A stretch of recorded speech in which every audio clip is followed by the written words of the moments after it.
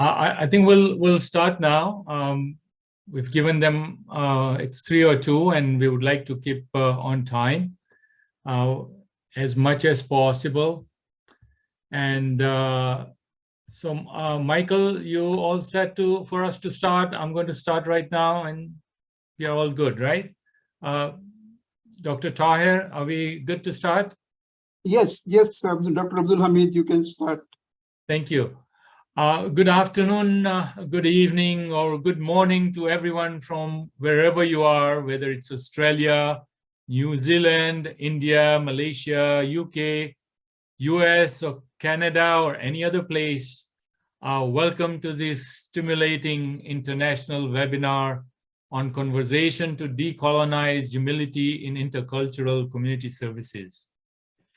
But first, as many of us are based here in Ontario, Canada, we would like to acknowledge that we are located on the traditional territory of the many nations, including the Mississaugas of the Credit, the Anishinaabeg, the Chippewa, the Haudenosaunee, and the Wendat peoples, and is now home to many diverse peoples. We acknowledge that there are 46 treaties and other agreements that cover the territory now called Ontario. We are thankful to be able to work and live in these territories. We are thankful to the First Nations, the Métis, and the Inuit people who have cared for these territories since time immemorial, and to all the communities across the province who continue to contribute to the strength of Ontario. We encourage you to take a moment to reflect, acknowledge, and appreciate these contributions. So my name is Abdul Hamid Hathiani, and very briefly, I would like to introduce the Center for Excellence on Empathy, Equity, and Diversity, which has a focus on social justice and civic engagement to build a more empathetic and equitable society across all sectors in the community. It uses the inclusion, diversity, equity, and access model, the IDEA model, combined with an anti-oppressive framework to make a positive difference to our institutions and communities. CEED's strategy is to advocate for a more equitable and diverse society, and to network with like-minded bodies, to be inclusive in community training initiatives, to coordinate and disseminate relevant information and resources, and to conduct research and studies in the field. CEED continues to organize webinars, share resources, and publish a newsletter every month. And now to our conversation to decolonize humility in intercultural community services. But first, I would like to acknowledge and read out a couple of messages we have already received regarding this webinar. The first one is from Rachel Beatty, the president of Archives Association of Ontario. And the message is, we at Archives Association of Ontario wish you a wonderful webinar. I think this is a very important work, and this discussion on decolonization is so vitally important for the future of the field. Thank you for engaging in these very important topics. It is great that CEED is having international and interdisciplinary conversations about decolonization. The other message is from Gresham Jennings, who is the president of Empathetic Museum, Inc. Congratulations on the creation of this wide-ranging seminar on decolonization in the cultural sector. Your chosen speakers and panelists and their proposed topics address serious questions and include an impressive diversity of disciplines and viewpoints. I look forward to attending and to learning from your knowledgeable presenters. Wishing you all the best. Now, starting a conversation and approaches to decolonize, from domination to mastery, to control, to accountability, to shifting power imbalances, with an expectation to create awareness, to reduce and remove barriers, to achieve greater understanding of community needs and facilitate dissemination of issues and best practices and lessons learned through empathy, equity, and diversity. This, as you can see, is a complex, serious, and multi-layered topic. And to guide us in this conversation, I would like to invite our MC for today, Michael Scallon, who is a consultant and management professional working in the public, not-for-profit, and faith sectors for more than 25 years. Michael's work includes the management of strategic initiatives to support the promotion of human rights, diversity, and inclusion with respect to policy and program development within fields such as healthcare, long-term care, corrections, housing and homelessness, immigration, and settlement services, along with education, climate change, and poverty reduction. So with that, I would like to welcome Michael. And Michael, the floor is yours. Great. Thank you, sir, for that wonderful introduction. I greatly appreciate it. Really happy to be here today to facilitate our session on a very important topic. And I think you really summarized it well in your introduction.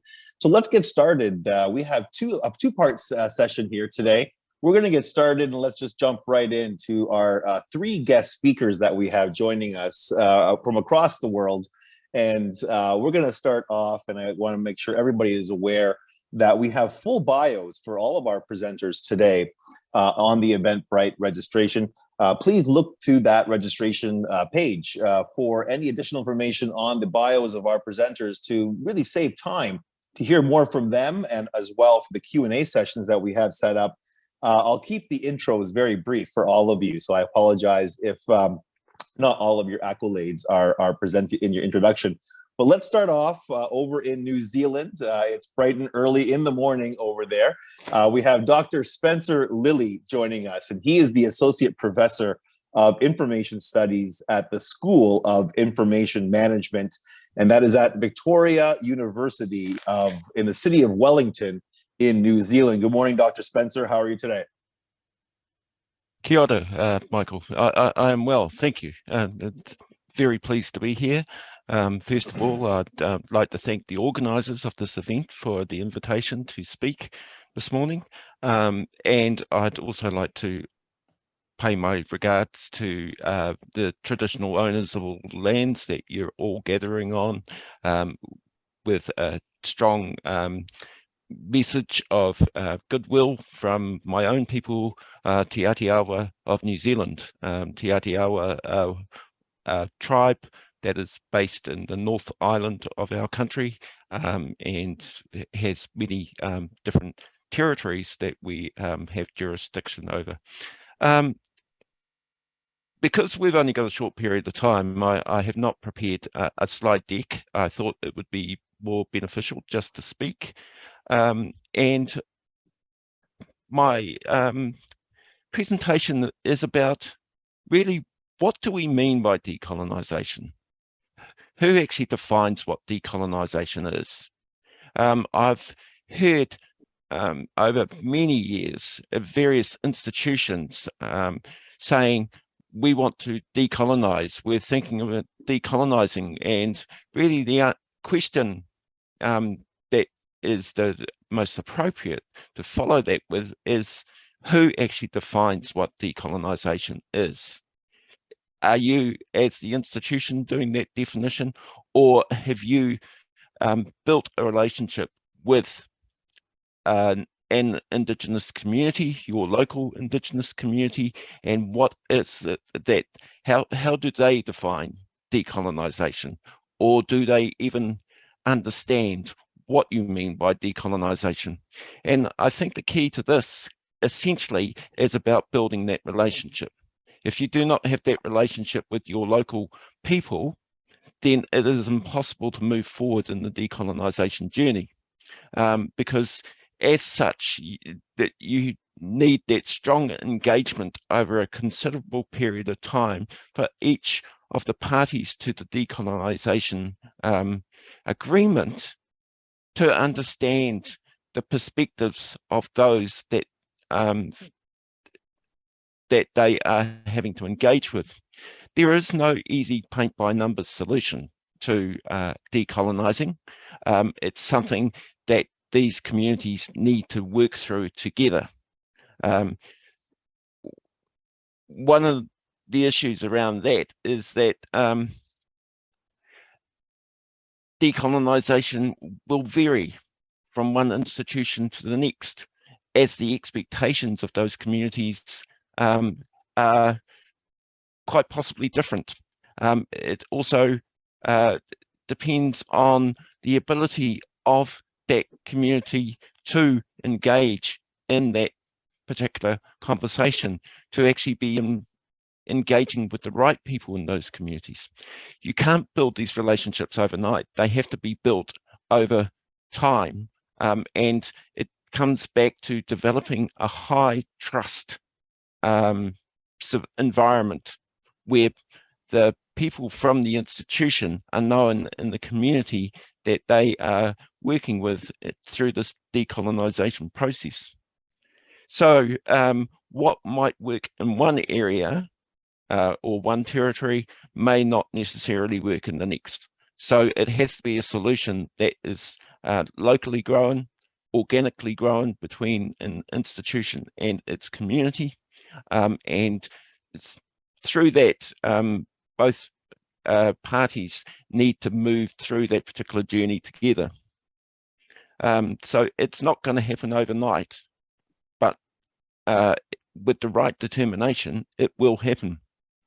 The other part of the decolonization process too is that particularly museums, libraries and archives all have knowledge, artifacts, archival material from all around the world, and may include the artifacts, etc., from other Indigenous peoples, from other lands. And as part of this decolonization journey, there needs to be some understanding of how that process works. And I think, again, through relationship building, that process can be made much more smoothly if you firstly have that strong relationship with your own Indigenous community.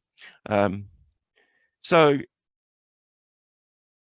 as part of this, it's also essential that it's not only about the institution itself decolonizing, it's about looking at how the people that work within that institution are also approaching this decolonization process, because you can't necessarily decolonize an institution if the staff within it aren't actually going through a form of transformation themselves.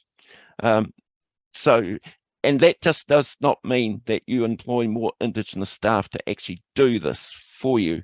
It's about actually the whole organisation and its staff growing together and growing their understanding. Yes, having more Indigenous people in the professions is essential, and I would sort of be a strong advocate for getting more Indigenous peoples into our institutions, but they are not the answer to your decolonisation. They may be part of the solution, but they are not the ones that need to actually do all the hard work. Yes, they will be out there doing liaison with their communities, but they should expect full support and the full sort of attention and presence of other people in their institution at the same time. So really what I'm saying is non-Indigenous staff really need to be part of the solution as well. Just in finishing, because I see I got the time signal from Michael, I think any institution that's embarking on this journey really needs to sort of have a strong understanding of how their institution has developed and how they have grown their collections, and how those collections can sort of be looked at in terms of their repatriation or digital presence in another context. So thank you for that. I'll hand it over back to Michael. Thank you.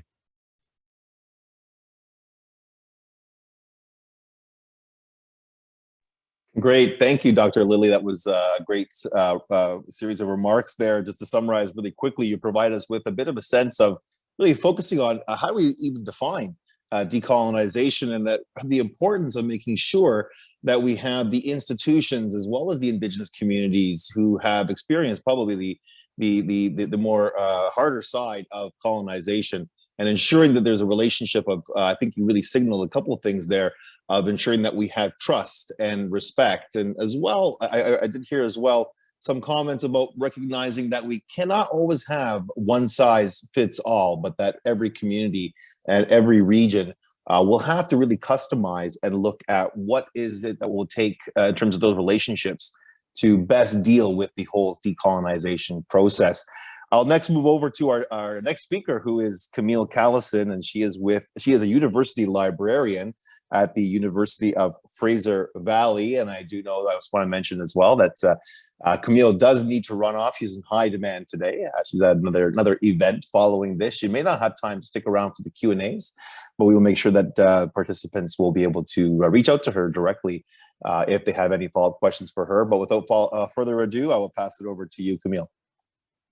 Well, Madhu, thank you so much. I'm really honored to be here today and to be following my esteemed colleague, Dr. Spencer Lilly. Thank you so much for those wonderful words and for talking about decolonization. And I just give you a little bit of an introduction to who I am.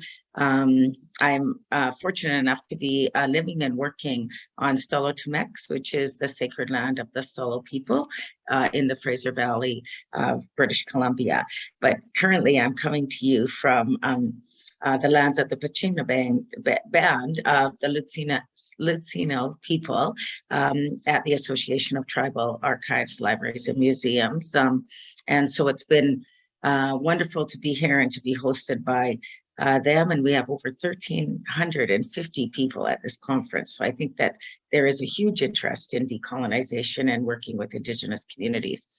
I am from the Tahltan Nation, which is located in northern British Columbia, the Yukon, and Alaska, and we're the people of the Stickeen River. And our home village is in Telegraph Creek, which is located in the Stickeen Canyon. So that's actually the second largest Grand Canyon in North America. And so I come from the Crow clan or Diskia clan. We have two clans and we're matrilineal. So we intermarried with the Tlingit people for peace, and we're button blanket people, but we're Dene people who intermarried with the coastal people. And so I just wanted to show you some pictures of who I am, because I believe it's very important to know your history and who you are. And no matter where I go around the world, I always belong to Tahltan territory. So that's a little bit about myself, to situate myself and where I'm coming from as a person of Tahltan heritage and mixed Euro Canadian. I did want to talk to you today about decolonizing, and the roots of decolonization really, to me, comes down to creating relationships with Indigenous people in a respectful way, and to talk about them in a good way, rather than the way that we know that's happening in many of the classification systems and subject headings. And so really talking about how do we move forward with the process of decolonization. And I think it's really important to note that the National Indigenous Knowledge and Language Alliance was formed last year. And we work mainly with people in cultural memory institutions, and it's really Indigenous led and Indigenous organized. And so that's really important.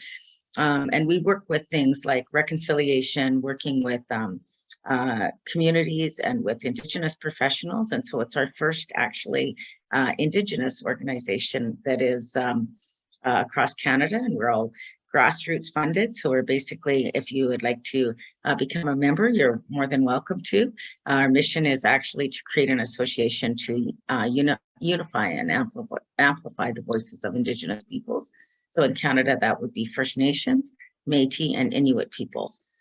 So to create a network and nurture a community that we can work together in a community of practice related to Indigenous knowledge, cultural memory, language, Indigenous ways of knowing as they relate to cultural memory and heritage. So our core activities are really to build that community of practice. This is all available at www.nicla/enclave.com. And so you're welcome to go to that, and I'll be sharing my slide deck after this. And we really creating communities within archives, cultural and heritage, libraries, museums, language, which is really talking about language preservation and also the language that we use, and instruction. So it's really a space. It's supposed to be a safe space for people to be able to network and to work together, to be able to create different things. And part of that is to address the dark legacy of colonization within Canada. And that's really due to many things, including the Indian Act and prohibitions on our potlatches or feasts and sundances and other traditional ceremonies, which was actually in place until 1951.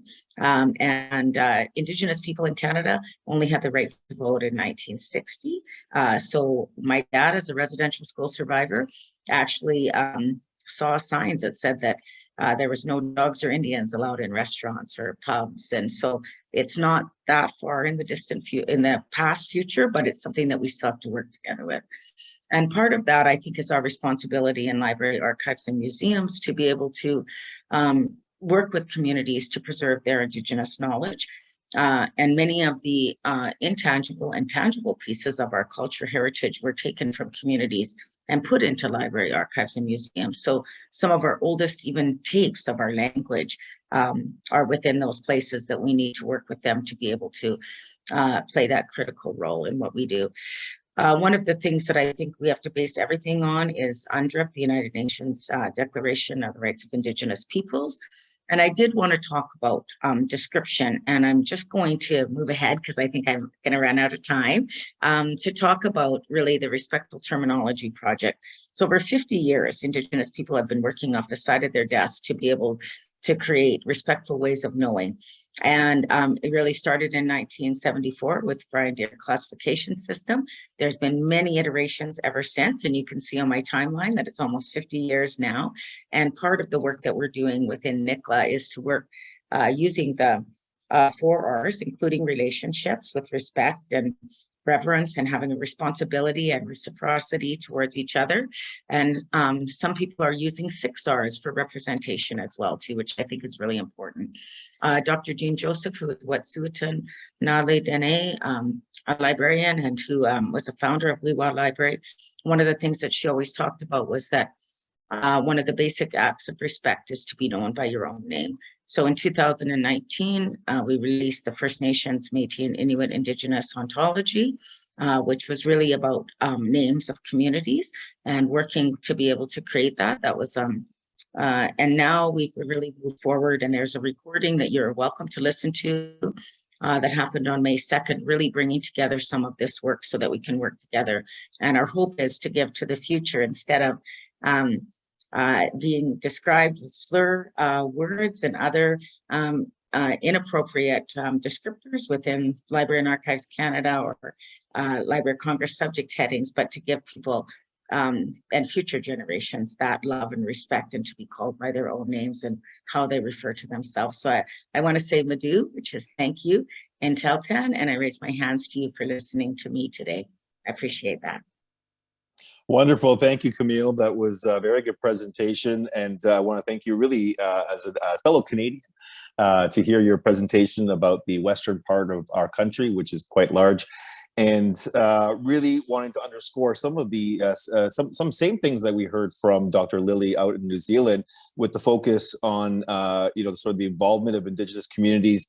But even more importantly, I think hearing from you the importance that you have found out there in British Columbia to make sure that you're creating really a safe space. I think that's really stood out for me, and a community of practice that we're not just looking at knowledge here, but really how do we implement what we're learning, and really appreciating hearing a lot about the focus on terminology, whether it's the 4 or 6 R's, and we heard a little bit of that from Dr. Lily as well, with respect and relationships being very key. And I really appreciate as well the focus that you've mentioned on the reviving of traditional names of many Indigenous communities, which was unfortunately a big negative impact of colonization. And fortunately, we hopefully haven't lost all of those traditional names, and really appreciating the work of your community, helping to revive those names and make sure that those are living and well in the community of practice, not just in BC, but I think we're learning that in practice across our country of Canada. So if you need to leave, I understand, we'll definitely loop you in again for future events and keep you up to date with the feedback from our participants around your presentation and the other remarks from today. Thanks, Camille. Thank you so much. Great day. Great, thank you. And now we'll move over to Dr. Hannah Ishmael. Dr. Ishmael is the Senior Teaching Fellow Archivist at Black Cultural Archives in London, United Kingdom. Do we have Dr. Ishmael on the line? And we'll pass it over to you for the next piece on building relationships with focus on decolonization in our galleries, libraries, archives, and museums. Dr. Ishmael. Michael, I have regret message. I have regret message from Dr. Ishmael. Oh, okay. That's fine. I missed that. My apologies. Because of health reasons. Oh, well, that's unfortunate. Well, we hope Dr. Ishmael feels better soon. Well, we can open it up. Dr. Lily, you're going to be on the hot seat here for any questions that are coming up. I'll check our chat function, but Mohammed, if you want to just check to see if there's anybody who has put up their hands. Any questions for Dr. Lily from anybody?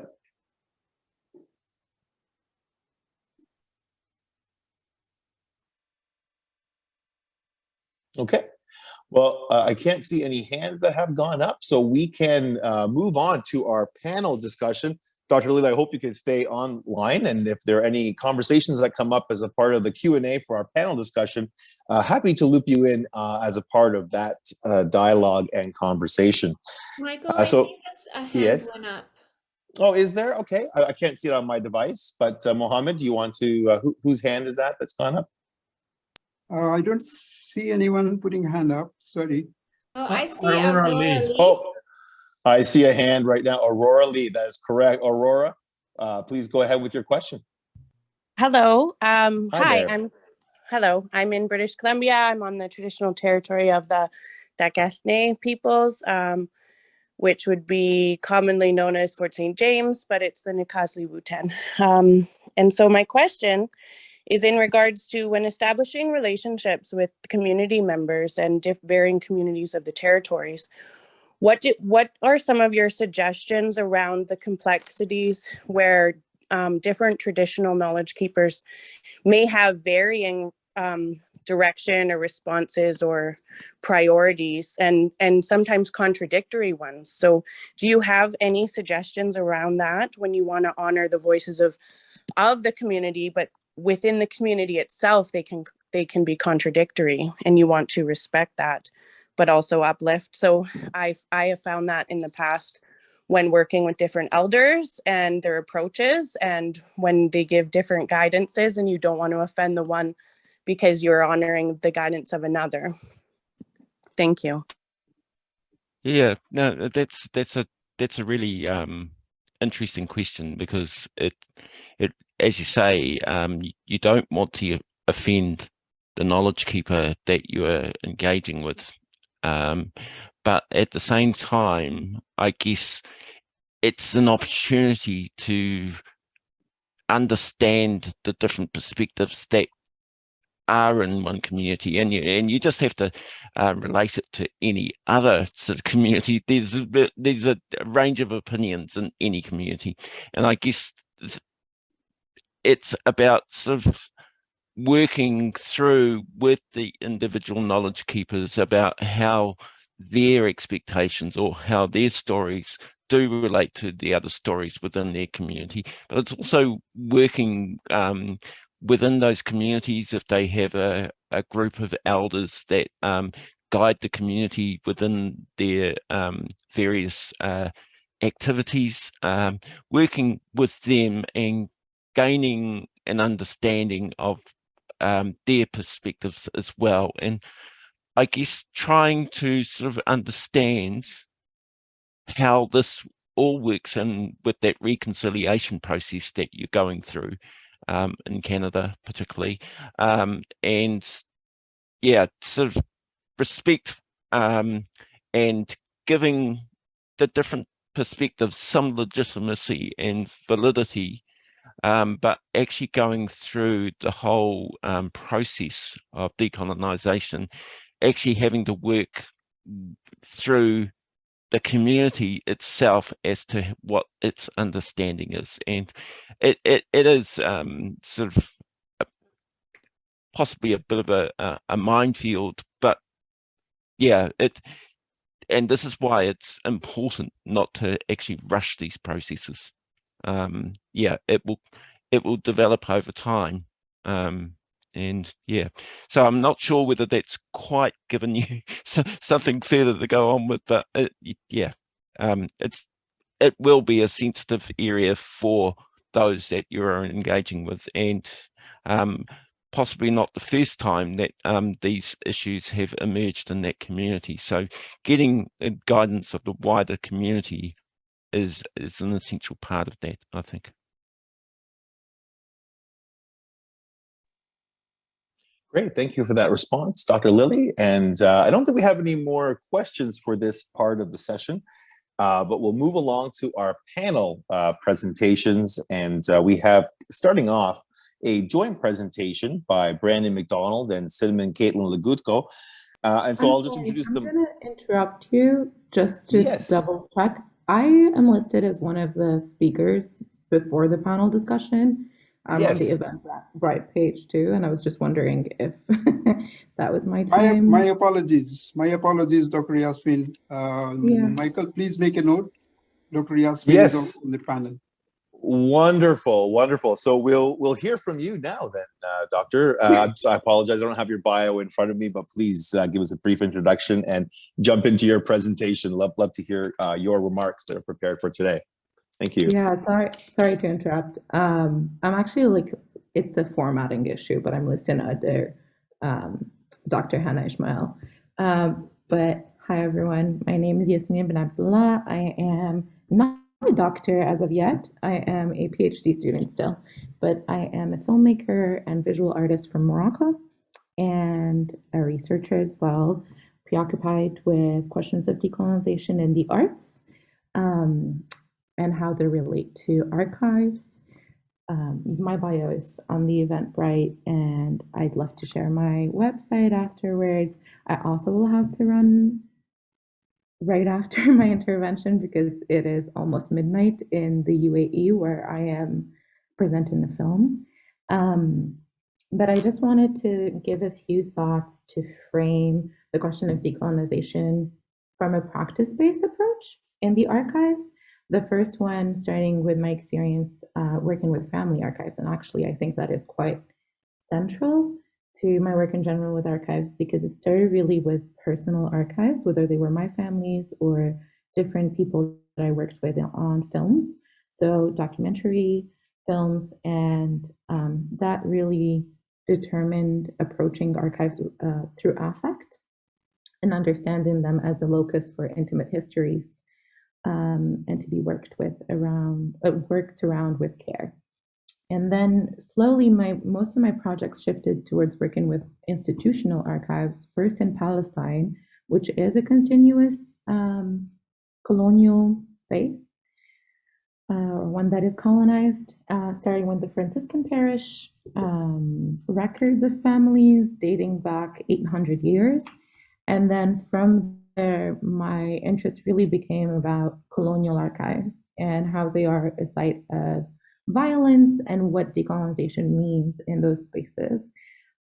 Slowly arriving to maybe an obvious statement, but that true decolonization is through restitution. And to actually echo the two talks that preceded me, flash talks that preceded me, the question of decolonial versus anti-colonial is something that I try to grapple with in my work. Reminder, and I think I really hold on to decolonial, especially in the Moroccan context, where technically it is officially a post-colonial space, but where the colonial continuum still determines our access to land in some ways and to archives. And actually the project I'm presenting here in Sharjah has to do with this. It's called How to Reverse a Spell, the Promise of an Archive. And it is about the impossibility of access and the impossibility of the archive. And so I can't really expand on it, but I think there's some really interesting work happening in the arts right now on aesthetic strategies to approach colonial and institutional archives. And I'm using the word violence and loss with a lot of seriousness, in that they do determine the way we approach them, not to say that they're supposed to be let go of. But the last thing I wanted to actually get to talk about, within the Moroccan context, there's a project that's been happening for the past couple of years to write a manifesto to decolonize the archives. And that is a project I co-lead with filmmaker and art worker Reem Mejdi, who's also a Moroccan art worker.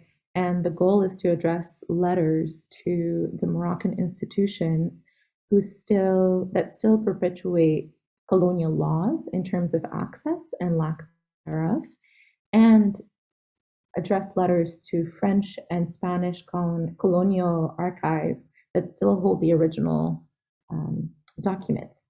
And so we've been talking with different allies who are also French and Spanish researchers with the idea of smuggling. And I think there's something really interesting in how one can navigate institutions that have continuously kept access away from the people who these belong to, and how thinking of them through questions of loss and healing, and understanding how the archive can be both a space of loss and healing can move us forward. And the last question I want to leave you all with, and hopefully can be useful, is how these archives can embrace ritualistic and oralistic fluidity, which is more known, just to explain a little bit of that question or expand on it. Modernization and colonization were such strong ruptures in Morocco and in other spaces that kept people away from thousands of years of tradition of ritual and oralistic histories. And the question of mending between Western archives and that way of being is one that seems primordial right now. Yeah, that's all. Thank you. That's wonderful. Thank you, Yasmin. Glad to have you contributing your remarks as a part of the discussion today. Really great to hear as well about the rich history of Indigenous communities in Morocco and the work that you're doing.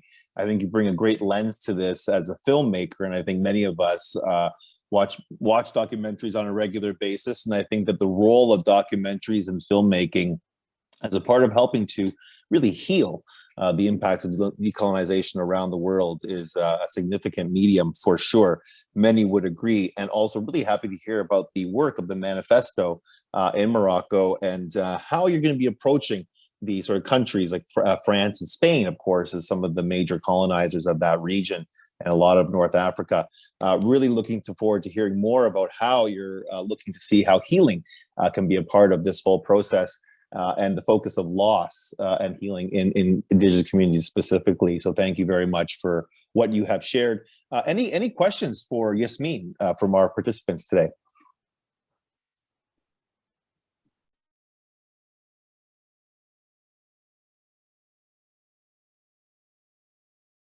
Great. Well, I'm sure, Yasmin, you'll be on the rest of our session. So if others have questions for you, we can loop you back in for your remarks as we go through. So without further ado, we'll move to the next section of our session today. And we're going to be having a joint presentation from two American professionals in this field. We have Brandy McDonald, who is the Senior Director of Decolonizing Initiatives for the Museum of Us. which is based in San Diego, California. And joining her is Cinnamon Caitlin Legutko, who is the museum director for Illinois State Museum in Springfield, Illinois, USA. And we're looking forward to hearing your presentation today. So without further ado, Brandy and Caitlin. Hi, my name's Cinnamon Caitlin Legutko, and I'll be going first today, and then Brandy will pick up where I left off. We've coordinated our topic for today, so very glad to be with you. I'm coming to you from the ancestral lands of the Peoria, Kaskaskia, and Kickapoo peoples, smack dab in the middle of the US of A in Illinois in the Midwest. I am a Midwesterner, as well as a white settler in this place, and I moved here 3 years ago, originally from Indiana, the next state over. And for the previous 10 years, I was working at the Abbey Museum in Bar Harbor, Maine, which is on an island off the coast of Maine, far northeast in the US. And it's important for me to give you those distinctions because I'm going to talk a little bit about decolonizing practices in museum spaces. And those two spaces are very different, the Abbey Museum and the Illinois State Museum. And my approach to each has been very different, and my learnings are critically different. I would say that at the Abbey Museum, it was an organization, it is an organization completely devoted to the history, culture, and present of the Wabanaki people, which comprises 5 different tribal communities in Maine, New England, up into Canada, New Brunswick. And it was truly a decolonizing institution when I left there, and continues to be, in that in 2012, the board and the staff made a very serious commitment to redo how we work and to reconsider and to interrogate what it means to be a museum. And as I said, joining the ISM in 2019, it's a very different place. And I would say that the Illinois State Museum is not in a decolonizing place, although it's a long range goal. We are focused on repatriation. So I'll talk a little bit about that. We've heard what decolonization is, and thank you for those comments, Dr. Lilly. Those are spot on. I also talk about decolonization, about authority, and where that sits, where that resides. And Brandy's going to talk some about authority as well today. But it also varies organization to organization and what your history is. The ISM's history is incredibly harmful and painful to Indigenous people.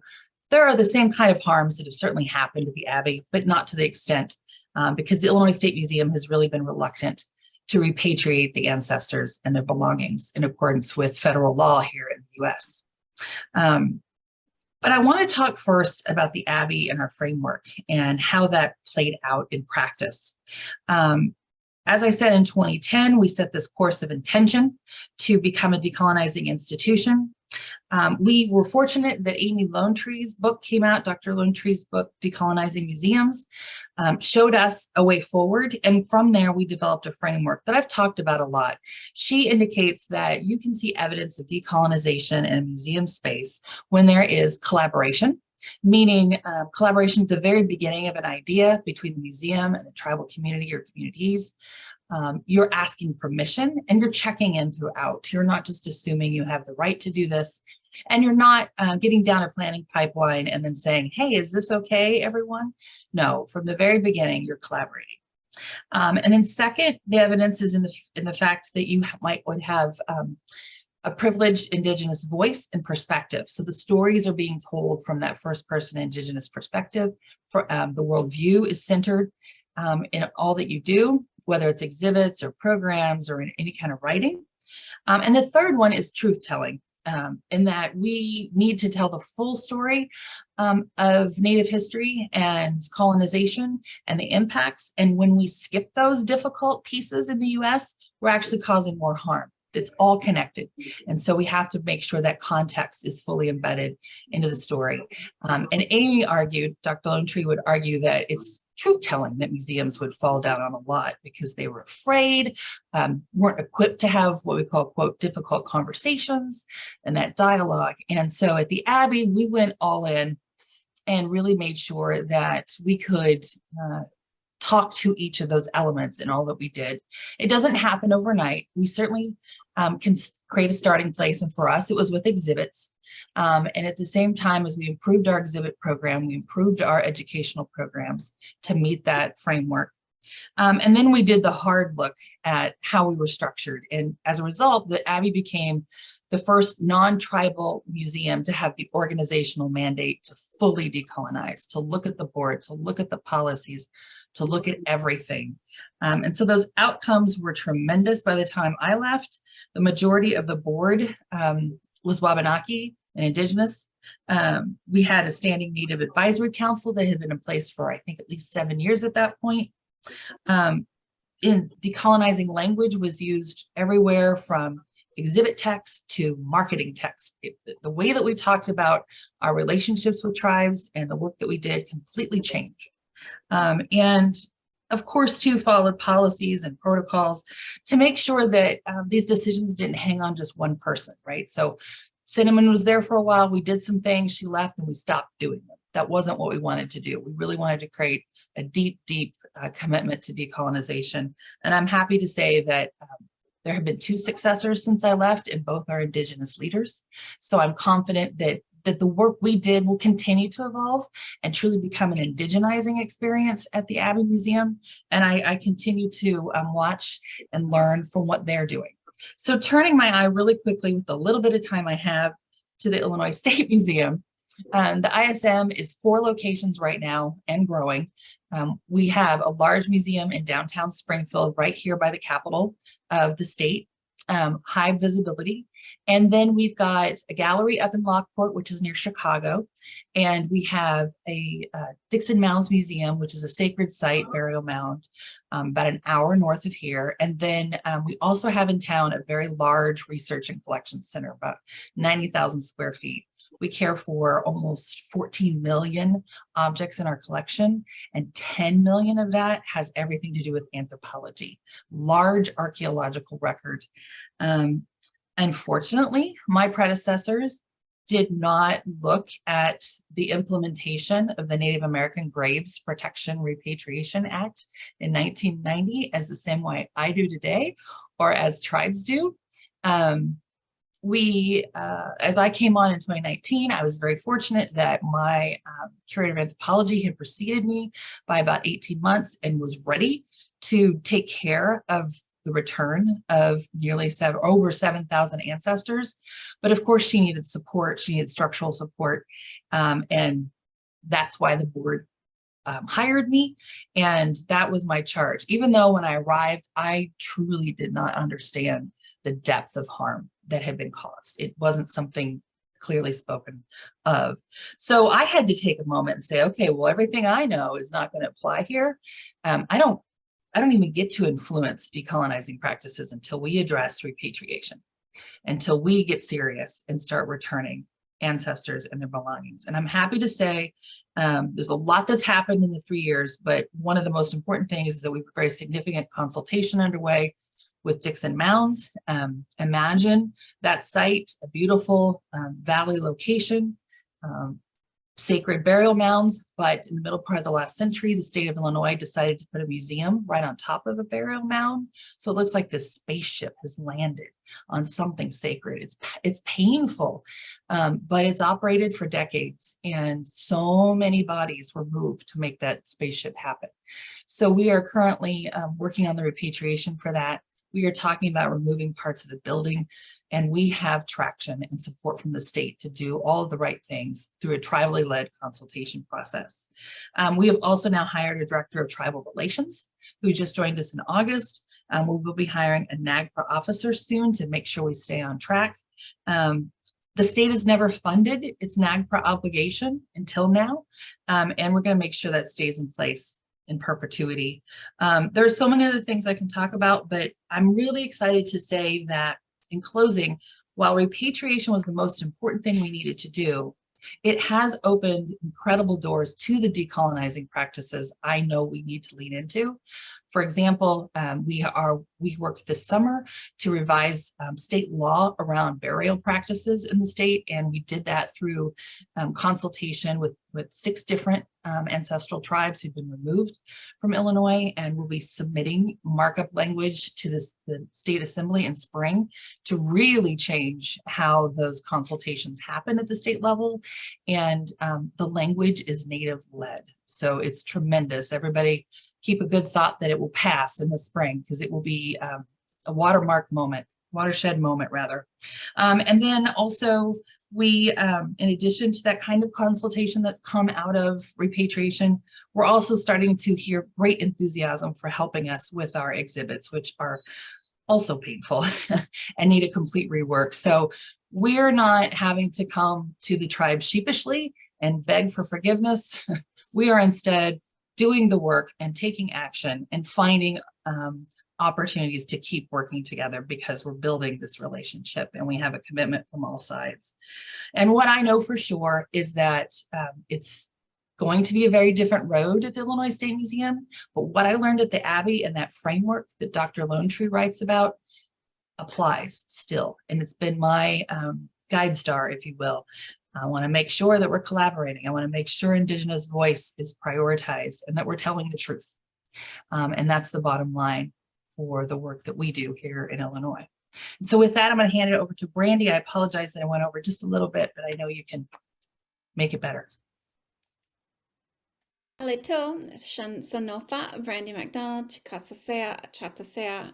I'm Brandy. I am a citizen of the Chickasaw Nation with ancestral ties to the Choctaw Nation.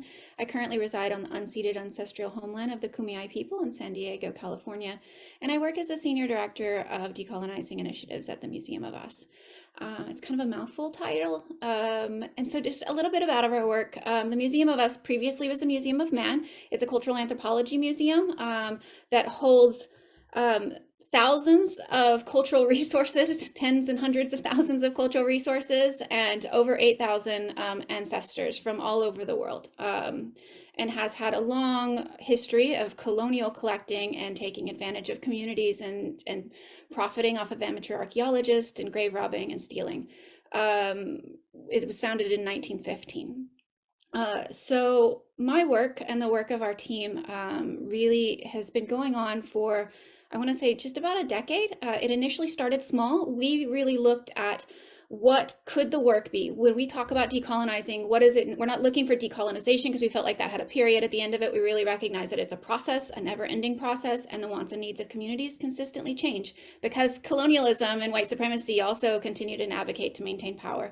And so really thinking about what that looks like for our work and how it needs to be non-linear in a very linear space. And that's a lot of my work, is figuring out what that looks like. And so we started initially, instead of focusing on exhibits or focusing on the exterior of the space, on what people coming into the museum would see, we really looked at where our colonial rot is, and it still is and was, and that was in our collecting practices. That was in our internal structure. Everything from there stems out. And so we started in our cultural resources and changed language, changed practices, really shifted the way that we did consultation, repatriation, and restitution at the heart of it. Then that started to filter out. I've been with the museum for about 5 years.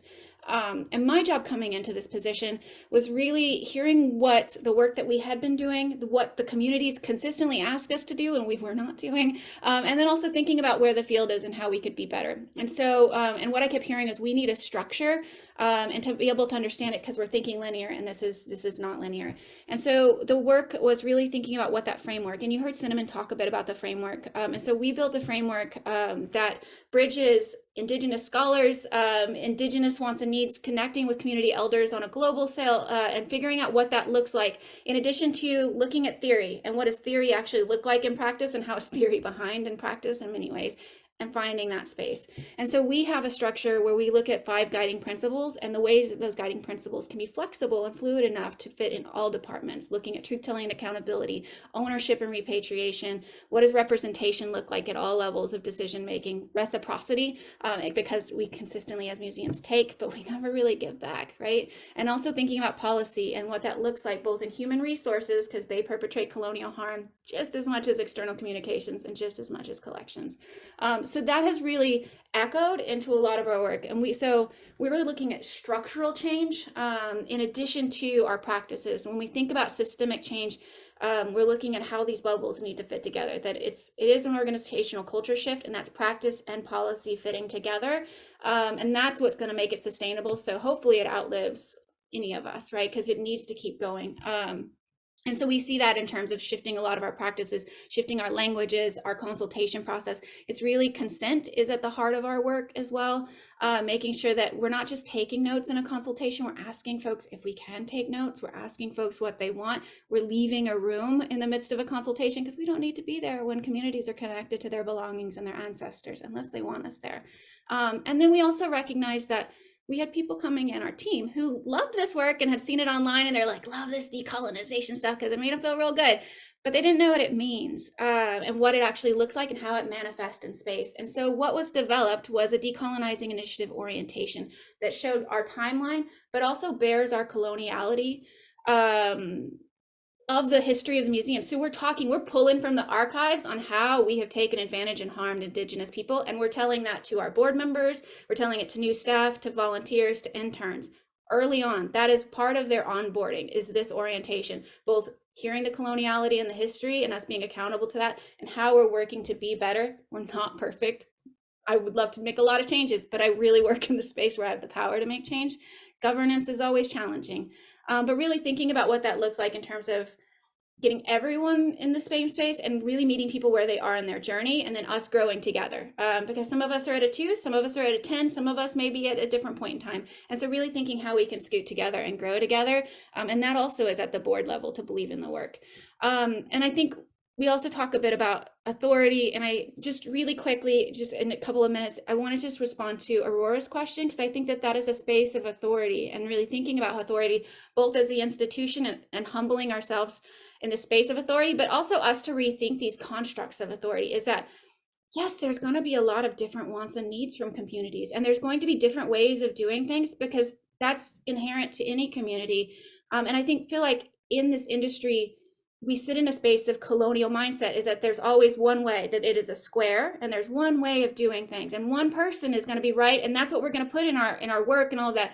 And so really even for us sitting in that space is that there's not one way. And elders and culture bearers and community members are going to disagree, and holding that space and asking them, okay, we recognize this both as, would you like us to talk about both spaces? Do you want us to try and do both of these things? Is there a space where we can collectively come together and agree that this is where we can move together? If it's a text panel, do you want us to say both of these things? Do you want all of this information inside of the cultural resources archives, so that way we know that we need to care for it a certain way, we need to feed it a certain way or 2 different ways? So really thinking about how these spaces of duality can be implemented into our practice, because I think museums are so accustomed to it being one or it being a binary. It's one or the other, right? And I don't think that much of our practices in a lot of our cultural communities is just one way or the other. I think there are lots of ways of knowing and being, and holding that space is difficult. And leaning into that discomfort is challenging, because not knowing and it being a gray area, I think, is also a part of decolonizing. So I'm going to stop there. Wonderful. We could have a whole day session on this, I believe. So this is just maybe a teaser of upcoming sessions. Thank you so much, Cinnamon and Brandy, for your remarks around what is happening in Illinois as well as in California museums. So many points to repeat back, but I think that one of the questions I think we did hear, comments, is really to focus again on repatriation and restitution. Really appreciating as well all of the feedback around the importance of how our institutions are structured, and the focus on how we do things, not just what we're doing, but really how are we doing it, recognizing the non-linear approach that's really required.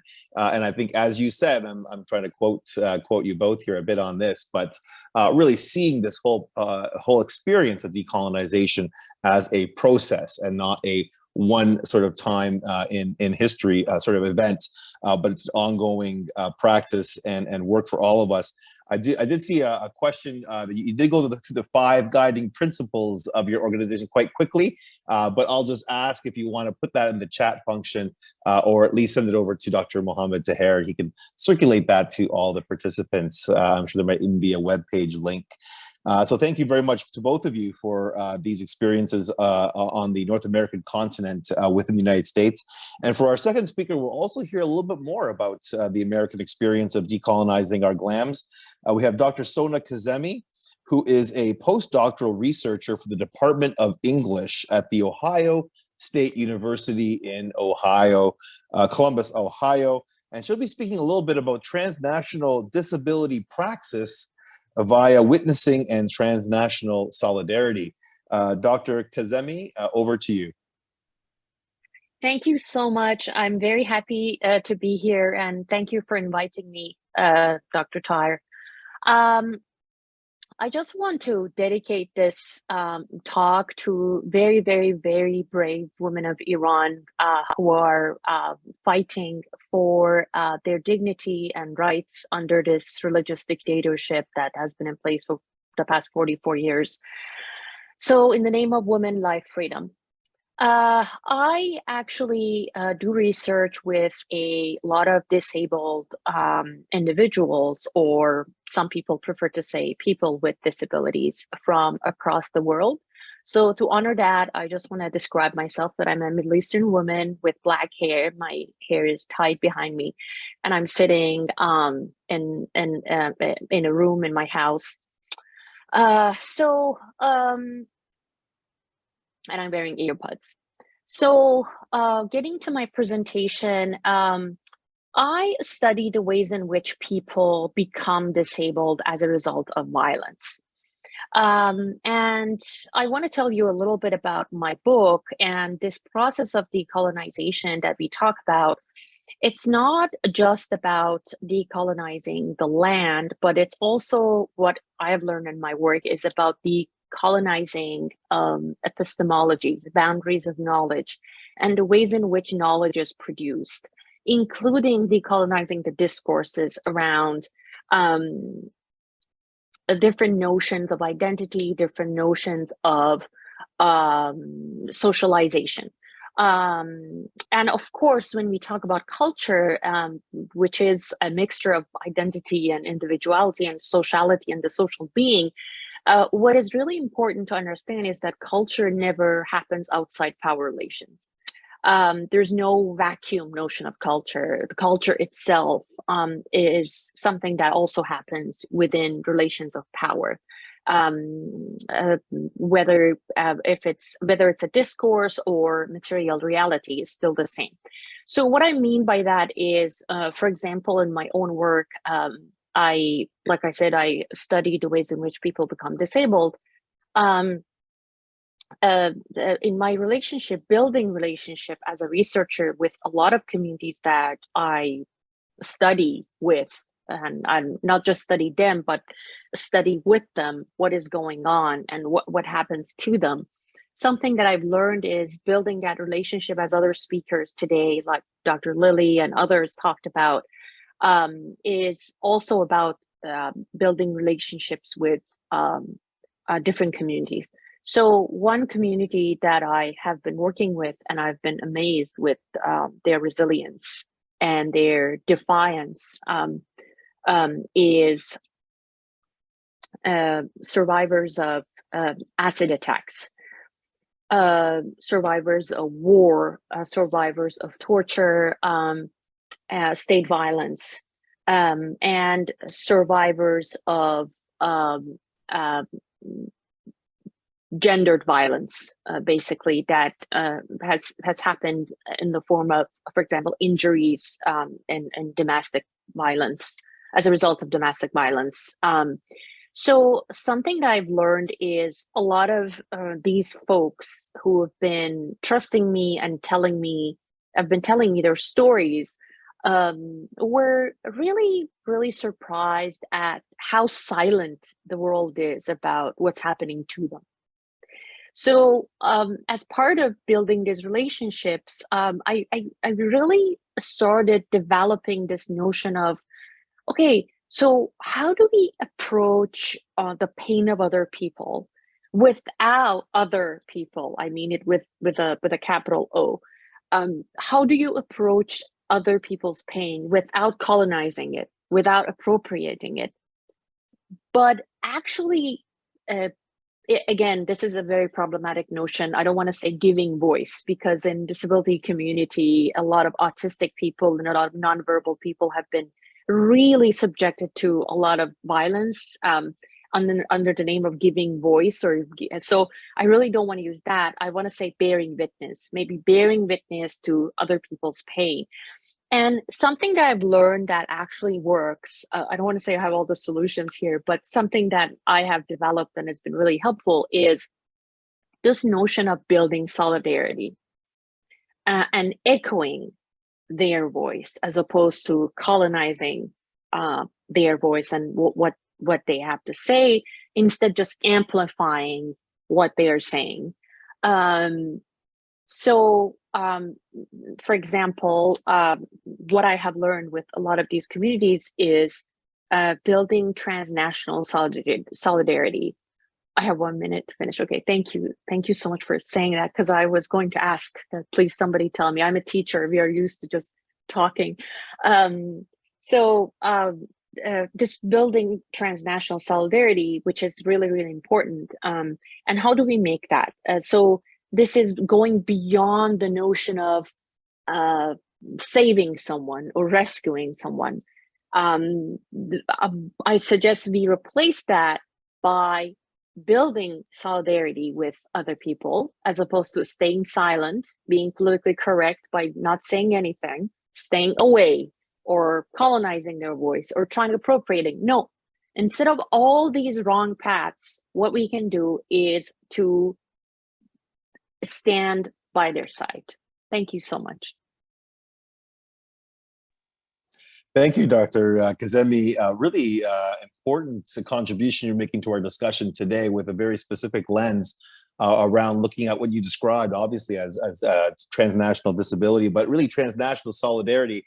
I think it's a really great way that you've summarized that for all of us, especially to understand really this whole process. And what you're saying is one key principle here is this building of solidarity, which is finding that fine balance really between not going too far to one side of cultural appropriation, but being able to balance that other extreme of just bearing witness with those who have experienced the pain and struggles of colonization, which we're still feeling in our day and age today, unfortunately. So really, thank you very much for that wonderful piece of contribution, and we'll see how we'll include some of that in the final Q&A session. After we hear from our final panelists, we have Laurel Parsons here for everyone to listen to. Laurel Parsons is the archivist for the General Synod Archives for the Anglican Church of Canada. And she's based out of Toronto, Ontario, here in Canada. And she will share with us some of the long history of the Anglican Church of Canada in the settlement and colonization of Indigenous communities. But of course, a lot of the work that's been happening through the Anglican Church in the decolonization of process in the country as well. Laurel Parsons, over to you. Thank you so much for the time to share what we're doing here at the General Synod Archives. I would just like to share my screen.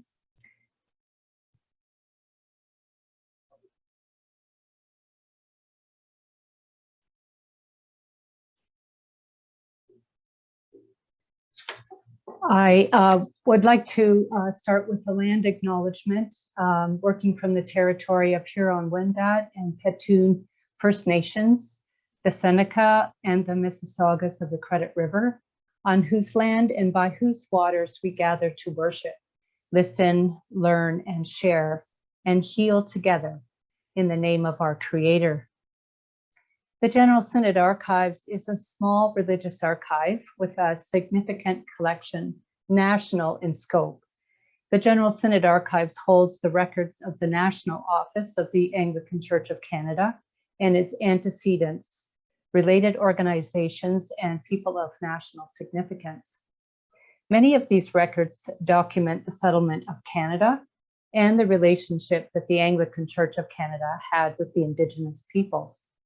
The General Synod Archives is committed to truth-telling and reconciliation with the First Nations, Métis, and Inuit peoples, and is responding to the Truth and Reconciliation Commission's call to action and the United Nations Declaration on the Rights of Indigenous Peoples.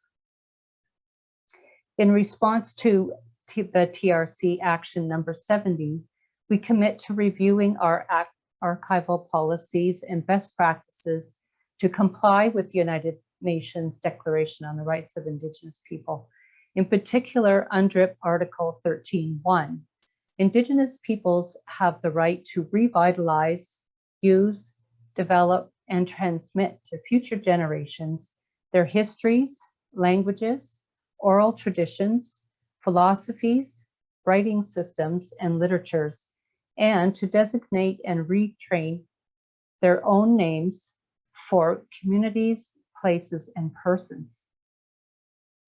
We commit to describing all library and archival material so Indigenous people can find their own histories and their own language and cultural materials by using their own names for communities, places, and persons.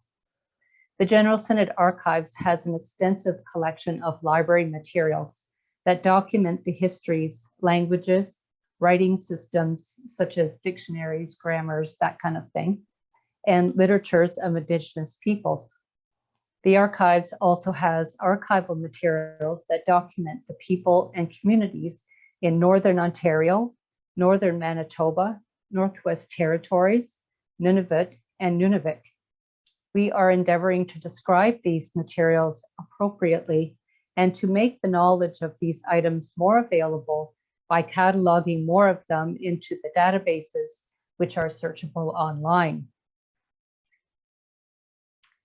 Library subject headings and archival descriptions were created by non-Indigenous people who were describing places and people with names and words that were ascribed by non-Indigenous settlers. We are working to rectify this by using the right names of places, the right names of Indigenous people groups, the right names of languages, and the right words to describe Indigenous culture. In practice, this means changing or adding subject headings, people and place names, and languages to include terms Indigenous people use. With regards to subject headings, this means replacing or eliminating terms that are considered culturally insensitive to Indigenous people. With regard to people and place names, adopting terms that are more accurately reflect the identity of Canada's Indigenous people and their communities. So more specifically, what do they call themselves? What do they call their communities?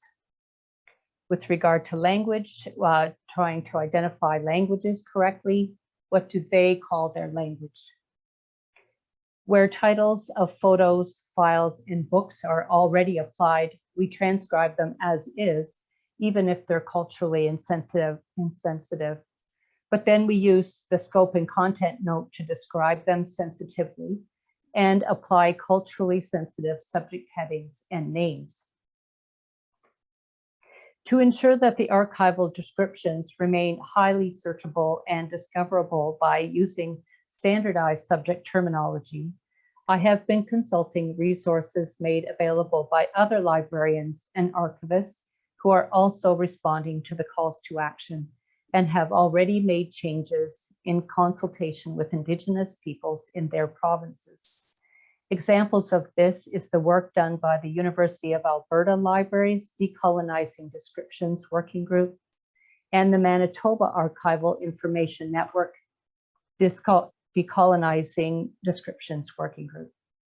Because the General Synod Archives is national in scope, it's very helpful to be able to consult these kinds of resources across the country. I have found that it is important to maintain a list of name changes that have been applied to our descriptions, and is especially important to document decisions made if it took, some consultation or research time to come up with a name or a term that are not found in other resources that are not readily available. Another way that the General Synod Archives is unsettling our practice is to respond to the needs of Indigenous communities. We spent years reviewing our records to provide the residential school records to the TRC, which now resides in the National Center for Truth and Reconciliation in Winnipeg, but that's not enough.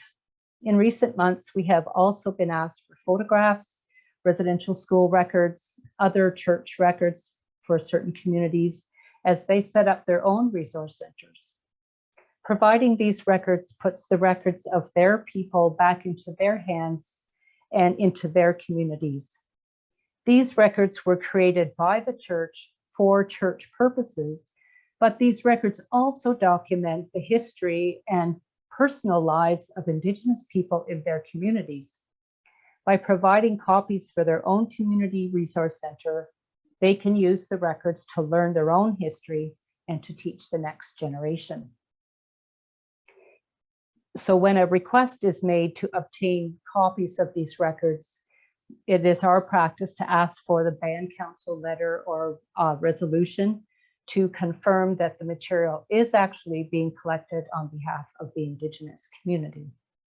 In these ways, the General Synod Archives is endeavoring to decolonize our descriptions and to unsettle our practice by responding to the expressed needs of the Indigenous communities.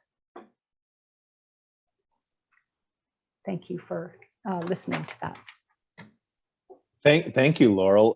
So much to unpack there. I think that I know we are running over time, so I won't be able to summarize all of your key points, but I really do appreciate what you share with us today, especially recognizing the long history of Anglican Church in this country, but hearing also really the focus on the support that your faith community has been doing to really help with the Truth and Reconciliation Committee. And I think one of the pieces that really stood out for me is the role that your faith community has been playing to ensure that the records that you have in your own archives are being shared with Indigenous communities to really help fill in that gap of what had been either destroyed or removed from their own abilities to access the history of their own communities in this country. It's unfortunate that it's sort of a mixed bag of having those archives, but being able to provide those back to Indigenous communities so that they can learn more about their histories is a significant contribution toward the whole decolonizing process in this country. Thank you so much for sharing that. I don't believe we're going to have too much time for a whole Q&A session for everybody. I know we are running over time, but I did want to summarize a little bit of the theme that we heard from our first speaker, Dr. Lily, all the way to yourself, Laurel Parsons. And I think that we've heard a lot about the whole focus of repatriation and restitution when it comes to decolonizing process.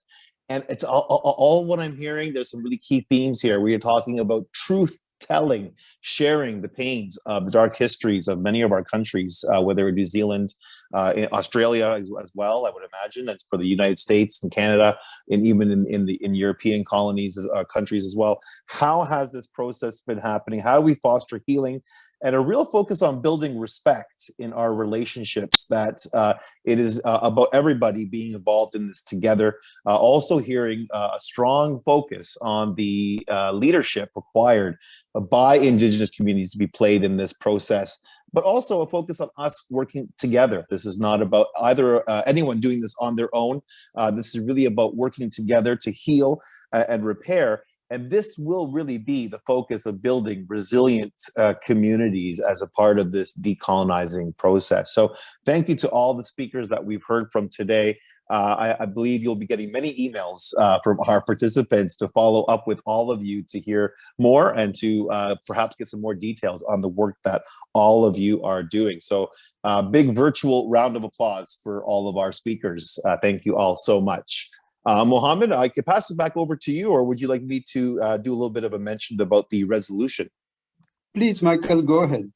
Okay, wonderful. So Dr. Taher has asked me to mention that they're sort of proposing a resolution that would sort of kick off an International Day of Tolerance here that's connected with the United Nations on November 16th, but for recognizing that November 13th to 17th would be a week that would be focusing on this whole process of decolonizing.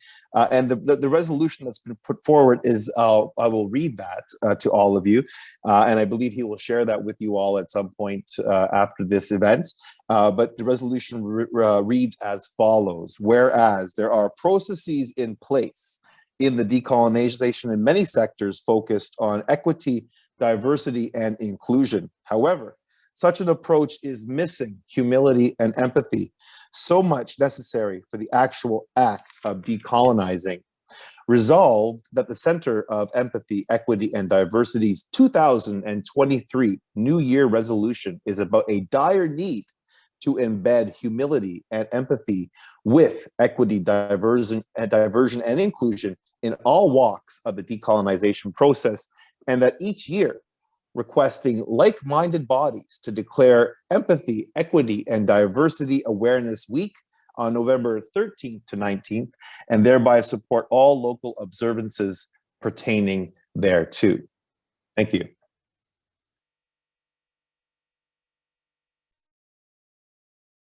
Thank you, Michael.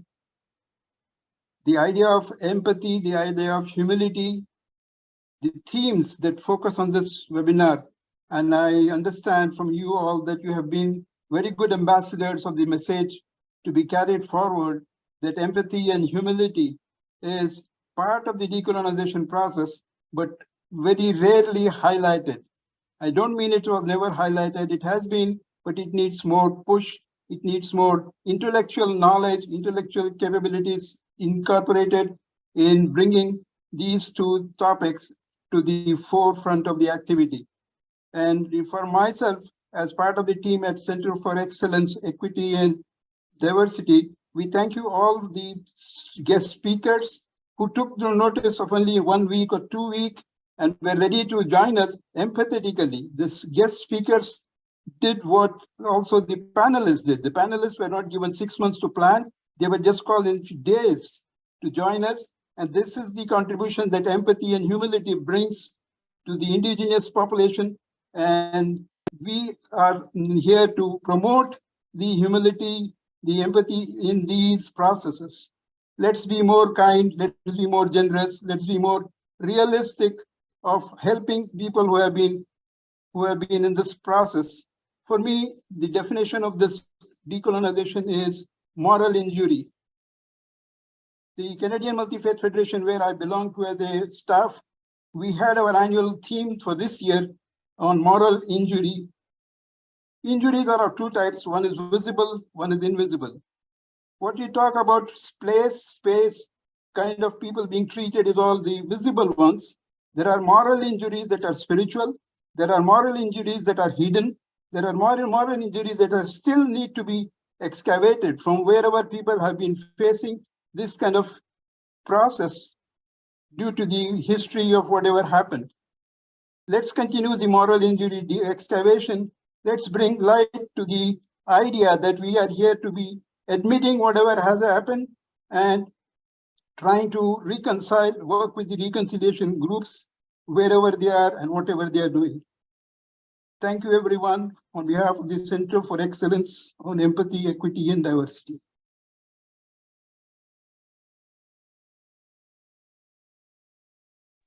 Any questions for the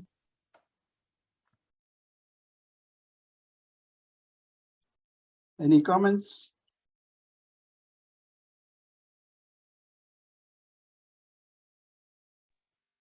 I think that's a wrap.